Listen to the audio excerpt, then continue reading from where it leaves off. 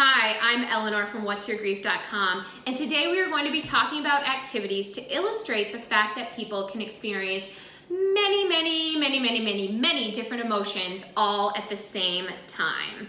Though these activities that we will discuss are really geared towards kids and adolescents, we think this is a really important concept for adults to understand as well.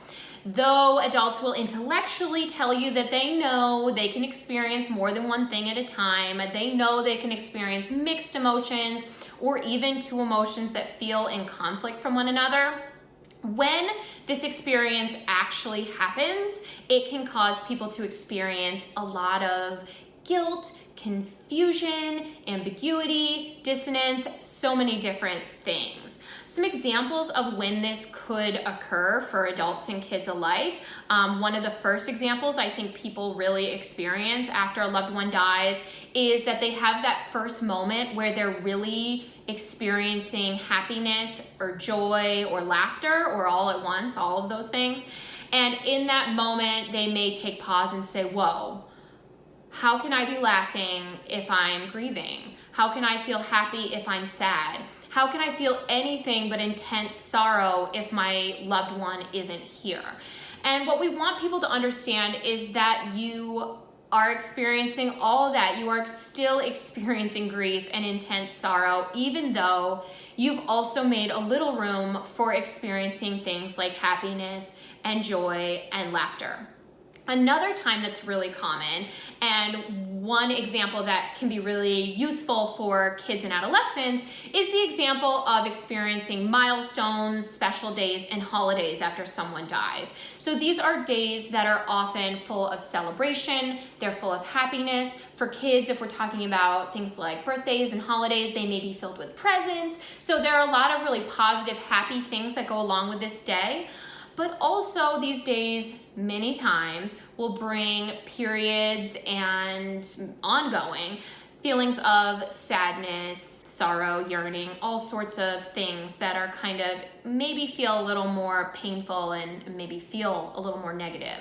So what we know is that you can experience all those things at one time, and we want to help people and we want to help kids understand that they don't have to feel guilty for being excited about the holidays or about their birthday. They don't have to feel bad for enjoying themselves. They don't have to feel bad for wanting to have periods of normalcy. It doesn't cancel out the feelings that you're feeling related to the death of your loved one.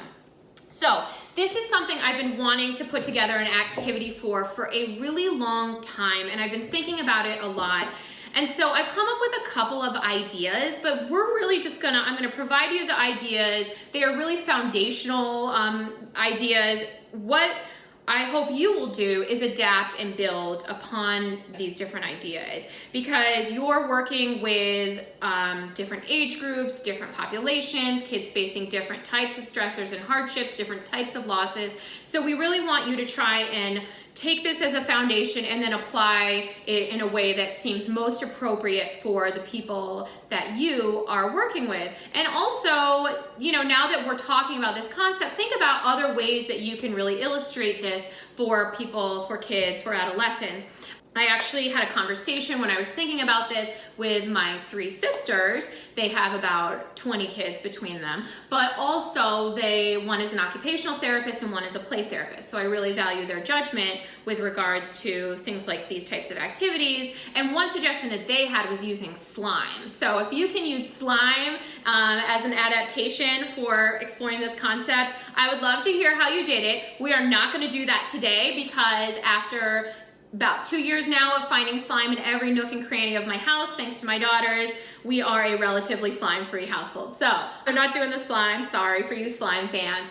But I have two other ideas, and again, we hope that you build upon it, and we would love to hear the ways that you did.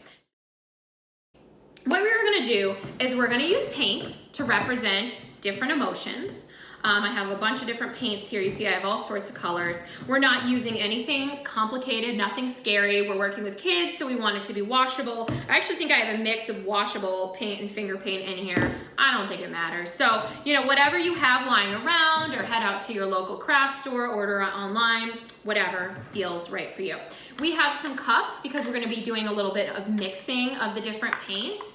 And we have paintbrushes. Now, it's always fun to just work with your fingers and work with your hands and get dirty, but it might not work for you. It might not be appropriate for the setting you're in. Maybe you need to stay a little clean. Maybe you have a child that doesn't want to be touching the paint and wants to be using the paintbrushes. So always a good idea to have these on hand. So those are the three main things. Of course, we are going to want some paper. So have a couple pieces of paper. I'm using the thicker kind here. If you can manage to do that, I would recommend that. If you're maybe working with a few kids, you can afford to get canvases for a little bit more of a permanent type of outcome. And then the final thing that I think is useful is a list or some sort of illustration of the different emotions that a person can feel. Of course, this is not an all-encompassing list. This is something that I put together, and it's available on our website as a PDF, free PDF. So we will link to this down in the notes below. We have a whole article about this activity, and you can download this there. But you might want to make your own also if you just Google, something like emotion charts for kids. There are many different types of charts, lists. Some people have the emotions with faces that go along with it. So whatever you feel makes the most sense. If you're gonna try find something on Google, just make sure you have permission to use whatever you're using. Not everything on Google is free. So just make sure it's okay for you to be using it. So again, recommend this to have on hand. Not totally necessary, but recommend it. So what we're gonna do is just explore the many different types of emotions that happen in the wake of life after loss, and we're gonna mix those emotions together. I would recommend just starting with a certain type of experience. So maybe it could be a memory. So when you think about, let's think about a memory you have with your loved one. When you think about that memory, what are some of the emotions that come up? And try and figure out what those top two kind of emotions are. You could also do this with the example I gave you of a holiday. So especially if you're in the fall months or leading up to the holidays or a birthday or an anniversary or something like that. Talk about when you think about what that will be like, what are some of the experiences that you have? And so let's use that example because I think it's a easy example for kids to wrap their heads around. So we're gonna ask, when you think about the upcoming holidays without your loved one, what do you feel? And they might first, because when you're a kid, the first thing you think about are your presents or whatever is being celebrated and all that. So they might first say, oh, I feel excited. I feel super happy. I can't wait. And so you say, well, let's see, we have all these different colors. And when you think about, if you had to put that feeling into a color, if you had to pick one color to represent that feeling, what do you think you would pick? And maybe they would pick something like pink. And I say, well, we're not quite ready to paint yet. I want to think a little bit more about that experience, about the holidays. And when you think about it, when you think about the holidays without your loved one, what are some other things that come up? And let's say that they do come up with the thought that they feel sad when they think about their loved one not being present. And so you say, when you think about what that'll feel like, what color would you put with that feeling? What do you think? And they might say blue, I think is a go-to, right? When you think of sadness, oftentimes you think of being blue. So we'll use this blue, and so we'll say, well, let's add this to our color here. And so we add it, and then what we do is we want to mix it up. And what we see when we mix it up is that the colors mix together to create something new. And so these colors can exist together. They don't cancel each other out. One doesn't remove the other, but they change each other a little bit, and they change that experience. They change what that day is like, what that moment is like, what that feeling is like, what that memory is like a little bit.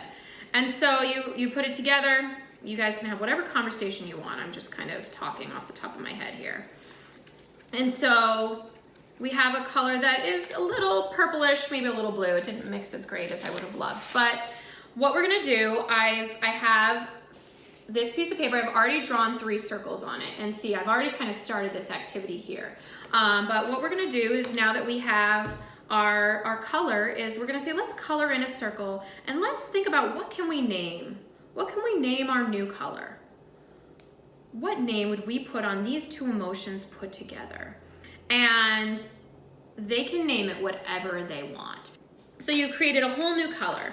And as you see, I've done this with two others. We have this one, Holiday Feelings, and we have this one of Brave. So this is an example that I did where the idea was, think about what it would feel like, what it will feel like to go back to school after experiencing the death of your parent.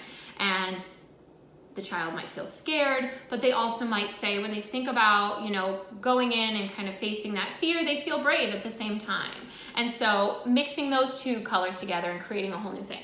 So this is the activity. So really kind of coming up with these different colors. And what you might want to do actually is create a whole new painting with the colors that you've come up with. I have 3 different colors here. So you can just paint on a blank piece of paper, have them just paint. Okay, paint anything you want. Paint, or you can give them a specific assignment. Paint your grief. Paint a representation of your heart. You could draw a heart on here and have them fill in the heart with all the different emotions that they experience. Another thing that you can do is you could, especially if you're doing like a canvas, this works pretty well, you can put painter's tape down on the piece of paper, draw a symbol, draw a letter, draw anything that they want with the painter's tape. Sorry, not draw, but outline with the painter's tape. And then paint over it and peel it off and you have this. So there's a bunch of different ways that you can go about utilizing these different paint colors to come up with some sort of takeaway and end product and outcome, and then you can have a conversation about that. One thing, if you're doing this in a group, something that can be fun for kids who want to share, I'm not somebody who forces people to share, but if you have kids who want to share, they can maybe pick a color, their favorite color that they created, and share with their friends how they created this. So when I thought about this, I felt this emotion, but I also felt this other emotion. And what I came up with is this really pretty pink color that I really, really love. So that is activity number 1. Okay. So here's activity number 2, to help kids explore the idea that a person can experience more than one emotion at the same time, and the reality that when you are experiencing grief, you often experience many different emotions all at the same time. So this exercise is even more basic than the last exercise we discussed with the paint, and all it involves is a container. So this container I have selected, I bought at Michael's. It was not too expensive, so it did not break the bank. As you can see, it is a heart. You can choose any shapes that you want. You can use any container, but make sure that it is a glass container so that we can see into it. The other materials that you need are just colored sand and cups to put that colored sand in. So as you can hopefully see, I have, you might not be able to tell what it is. I have 4 different types of colored sand.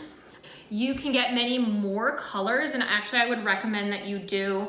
If I were you, I would look online for colored sand. I went to the craft store to buy colored sand, and the selection was very limited. So you can find what you want and shop around if you look online for your colored sand. Maybe you already have colored sand lying around, and if so, that is excellent. So as you might be able to guess, what we're gonna do is fill this heart with the different emotions of grief, and those emotions are going to be represented by the different colored sand. So again, just like with the activity we discussed before, you're going to want to have a discussion ahead of time about the fact that grief can bring on so many different emotions, and all of those emotions live within us at the same time.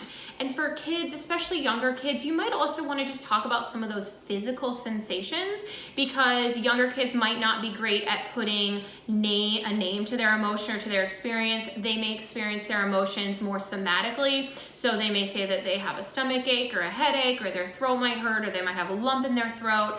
They might say they felt like they were going to throw up, or they feel like they're going to throw up when they feel a certain way. So just explore the range of experiences that children can have when coping with grief, when experiencing grief, and everything that goes along with that. And then with each individual child, they're gonna wanna pick the different emotions that feel most dominant to them. And then what we want to do with those emotions is choose a corresponding color and fill our heart with those different colors. So I actually forgot to buy any sort of funnel device for this, so we are going to makeshift a funnel with a piece of paper. Lisa and I always joke we are queens of the workaround. So the first thing that we are going to do is just talk about, when you think about grief, when you think about your life since your mother, brother, whoever died, what type of feelings do you have? And they might say, well, I feel sad, because that's often something that someone goes to first, is sad. And then amongst all the different colors that you have, ask them to choose which color do you think. If we had to choose a color to represent, how you feel, or if we had to choose what color your feeling sad looked like, what would you choose? And again, they might choose blue because blue is often really related to sadness. They might choose something different, and that's great. And then what we're gonna do, I'm gonna make a mess here, I can feel it already, is pour that color into our heart. Anybody who's done sand art knows the drill here. Again, I'm making a mess, but we don't care, because we can always clean it up afterwards. Let's see. And you ask them to fill it up. How far do you think we should fill it? How much sadness should we put into our heart? And let them decide when to say when. Dump it all in here, make sure we fill our heart up in the end. Okay, and so then keep exploring. Okay, so we're at the top here, and the glass that I chose came with a cork, and I recommend, of course, whatever you create, that you have something to put on top of it. Okay, so now here we go. We've put together, this is a representation of our heart and the many different emotions that we experience, and feelings and sensations that we experience when thinking about our loved one, when going through life after their death. And then we can have kids share, if you're doing this in a group, share with their fellow group mates. Again, as I said before, I'm never one for forcing anyone to share. If they want to share, great. If they don't have to. But share what are the different colors that they chose, and what different emotions do they stand for. And maybe they'll see some similarities between them and the other kids in the group. And maybe they'll notice a lot of really important differences. And again, based on what you hear, this is all grist for the mill, things to discuss. So that's just an example of how you could go through this. Again, as I said in the beginning of this video, I really wanted this to just be really foundational. So the conversations you're gonna have, the way that you're gonna explore this and parse this out, please make sure that you really think them through thoughtfully, make sure they're more robust, and make sure that you're really talking through the different steps that you're doing and not just blowing through them. Kids always get something, I think, from thinking about things and from getting hands-on with activities like these, but it really helps if there's a guide along with them to really talk through some of those experiences and think them through. So again, here we go. This was our second activity. If you want to explore more about these activities and about some of the related articles that we have, head to the link that is below. Also, go ahead and leave your comments and your suggestions and your recommendations about related activities in the comments below. And then finally, subscribe to the What's Your Grief YouTube channel, because we are every once in a while creating new activity videos and new videos on different topics and things like that. We would like to be doing some kids grief books reviews going forward. So please go ahead and subscribe to the What's Your Grief YouTube channel so that you can stay up to date on all our newest videos.